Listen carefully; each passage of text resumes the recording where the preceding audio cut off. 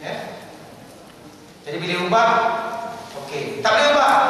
Kalau tak boleh ubah, banyak belanja, letak di nombor. Letak di nombor dekat tempat air. Nombor, katalah nombornya 1, 6, 5. Ada 3 je nombor.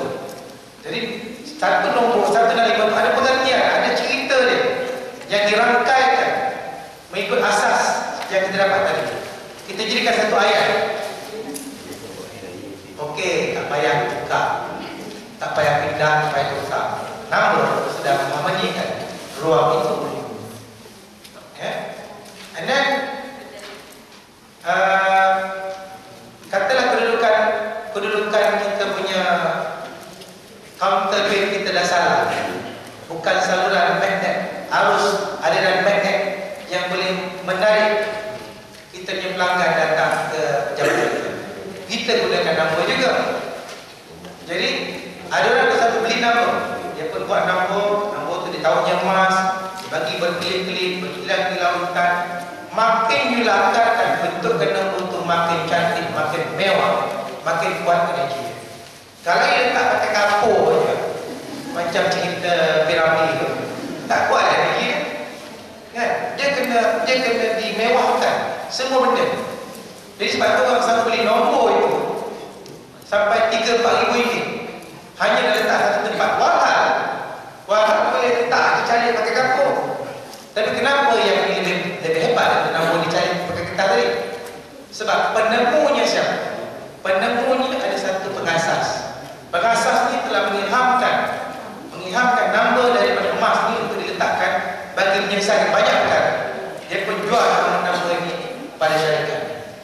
Jadi kita kerana tahu ilmu itu, nombor itu untuk ini nombor kita pun buat sendiri. Kita tidak ada keberkatan sebab kita sedang meniru, kita ceplak waktunya. Energinya tak sampai sebab kita tidak minta izin kepada orang itu. Jadi orang itu dia dah buat dia punya program, nama, jual nama, dan ada yang dicerita. Dan banyak sangat yang sudah berjaya, yang selesai masalah mereka, nampak perubahan dalam masa yang begitu singkat. Dengan nombor saja kita beli dekat dia pasal dia pengasas menemui benda itu dan dia buat, kita belilah kat dia. Tak payahlah kita tahu ilmu, kita bertiru, kita buat sendiri.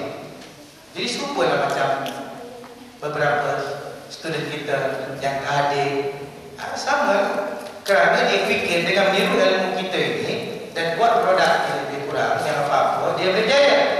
Dia tidak ada hukum tenaga ini, hukum tenaga ini bulan, energi ini bulan.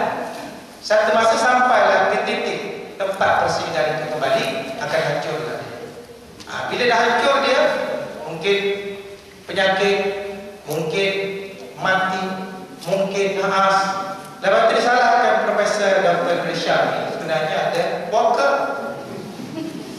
Sebenarnya ada saka, ada jin lah. Kita kalau melawan takdir ilmu, kita kena jawab dengan ilmu itu balik. Tak payah tolong sesiapa, kan?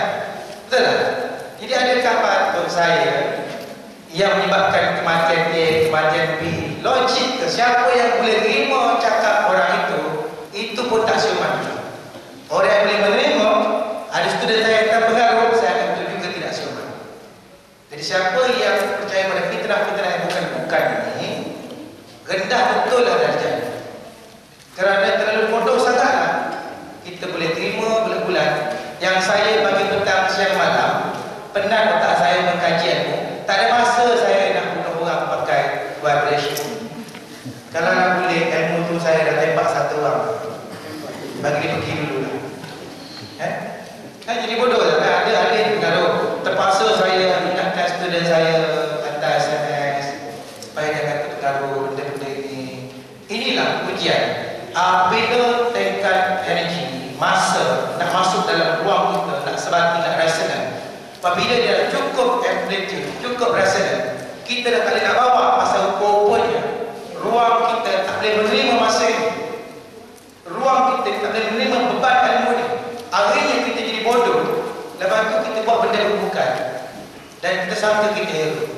Rupanya dah tak sama. Ilmu ni tak boleh sama, tak boleh nak bawa dalam mana.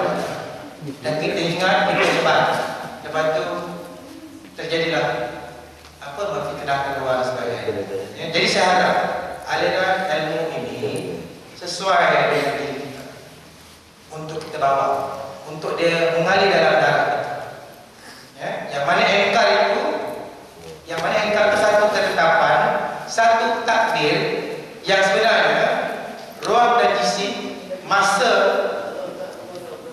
dengan dirinya dah menolak, dah tak sesuai, dah tak ada sesuai. Itu sebab mereka jadi begitu. Ya, jadi kita beringat ya. Maknanya oleh kerana Tuhan menjadikan semua benda ini ukuran dalam ketetapan berat dan perhitungannya, banyakkan dalam ukuran berat dan juga kelajuan cahaya tentang kecepatannya. Ya, jadi semua itu telah ditetapkan masa. Jadi maknanya takdir itu juga adalah penomboran masa juga. Takdir juga adalah waktu dan juga detik masa juga. Jadi maknanya bagi mereka yang menolak takdir bermakna menolak ketetapan Tuhan. Kita tak boleh tolak takdir sebab semuanya sudah ditetapkan.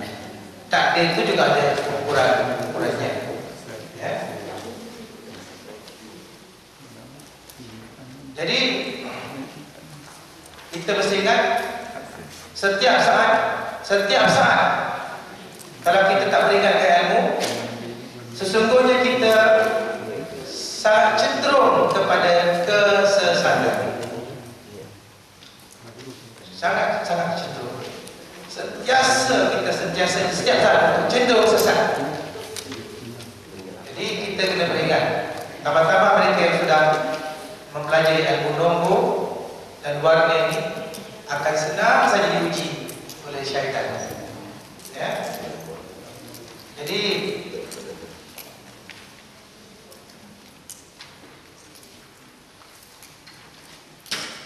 ada soalan. Jadi maknanya tentang kira-mengira ni, tentang kira-mengira saya rasa semua dah faham. Ada tak yang masih baru dan tak faham yang kira-mengira ni? Senang kan kira? Yang memang orang tak akan faham cara nak baca benda itu, nombor ini. Tambah-tambah kalau baca satu nombor tunggal senang. Baca nombor dua gandengan agak susah. Baca tiga nombor berangkai lebih komplikated. Yang itu saya bagi nota. Jangan bimbang.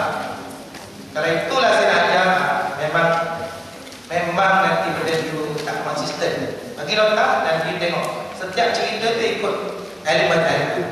Dia tak boleh lari. Very konsisten. Tak boleh lari. Ya? Jadi itu saja. Ya, itu saja dalam majlis ni. Semoga kita dengan belajar sama ni, kita berada dalam dimensi yang betul. Ya, dimensi manusia ni dia panggil 3 dimensi. Manusia ni 3 dimensi. That's why kita buat 3 tadi tu. 3 dimensi.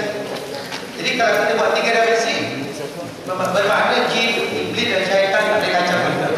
Kerana jin, iblis, syaitan dia 4 dimensi. Dia dalam 4 dimensi. Memang benda itu sangat dekat kita, jin, iblis, syaitan dekat. Tapi because dimensi tak sama, kita tak boleh sentuh, kita tak tersentuh oleh dia. Bukan dimensi tak sama. Jadi kita di dimensi cahaya. Ya? Dimensi kita cahaya. Ya? Jadi seketika. Jadi walaupun kita sebenarnya berdamaikan dengan jin, tetapi tidak bersentuhan kerana dimensi kita tak boleh sentuh. Okey.